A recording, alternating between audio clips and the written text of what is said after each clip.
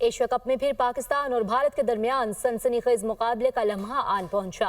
शहरी पुरजोश हैं और भारत की इबरतनाक शिकस्त के मुंतजर हैं। कहते हैं कि पाकिस्तानी टीम पूरी तवानाई के साथ खेलने और भारतीय खिलाड़ियों को परफॉर्मेंस से जवाब दे। मजीद जानते हैं मुल्तान से नुमाइंदा दुनिया न्यूज शाहिद लोधी से।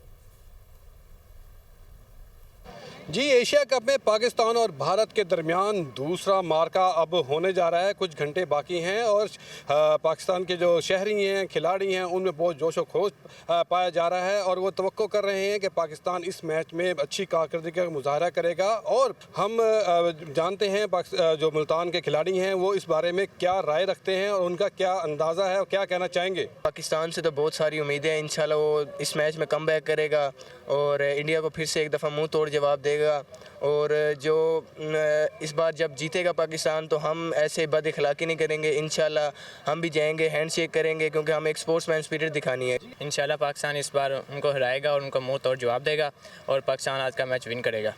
और इंशाल्लाह इस बार उनको बताएगा कि पाकिस्तान को उनके साथ है और उनको सपोर्ट कर रही है।